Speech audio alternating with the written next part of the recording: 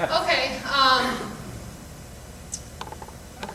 I'm going to talk about a couple things. Well, I'm going to talk about one thing that I've struggled with. Everyone's got things that they struggle with going through life. And the two things that I've struggled with are fear and doubt. And I know I'm not alone in that. Fear I kind of struggled with the first half of my life up until I was about 13, and then God broke that chain off of me. So that's not the one I'm going to talk about, because I've talked about that one before. I'm sure I'll tell it again, but not tonight. Now I'm going to talk about doubt, which is something I've been struggling with the past couple of years. And it's been a couple different situations that I've had, but I'm going to talk about the most recent one that God's brought me out of.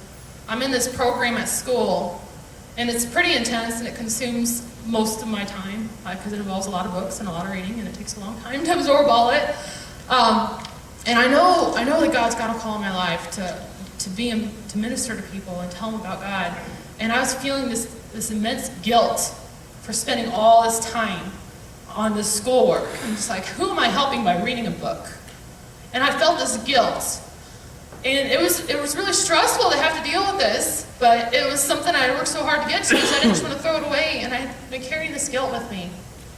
Well, I got into my first day of clinicals, and my instructor was a Christian, which wasn't a coincidence, because I mean, it was random how they drove, which clinical group we got into, and my instructor happened to be a Christian. And she saw that I was stressed out, because we kind of been talking about stress that day.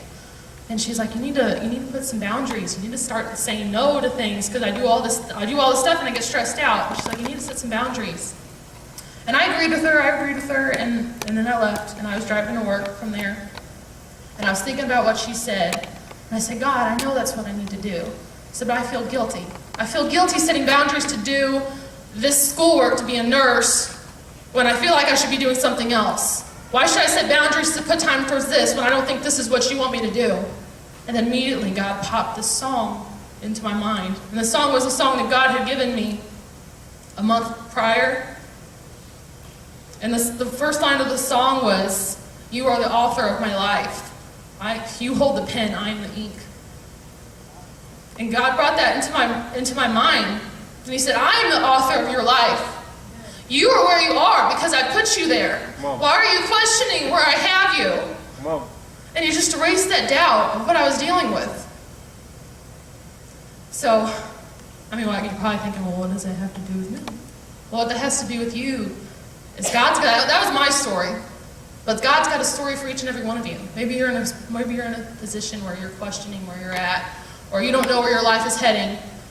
Well, God knows the plans he has for you. He's the author of your life. And Jeremiah says, for I know the plans I have for you, plans to prosper you, not to harm you, plans to give you a future and a hope.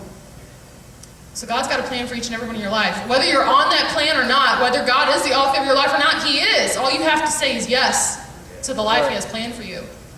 Now, I had said yes a long time ago, but the devil kept using that doubt, saying, oh, you're going the wrong way, And he'll do that to you. But God is the author of your life. So don't let that doubt distract you, because distractions are very dangerous. They distract you from what God wants you to do. Those were distracting me from learning what I needed to learn to do what God wants me to do. And it could have ended up with me failing and not being where I was supposed to be. So doubt's a very dangerous thing, like Brian was saying. He's going to let you doubt that those chains are broken. Oh, you're still addicted to that. Don't let this night fool you. You're still addicted to that. So God's broke that chain of doubt for me, and he can do that for you. So I hope he does tonight. And he will. Just believe it, because he has. That's right.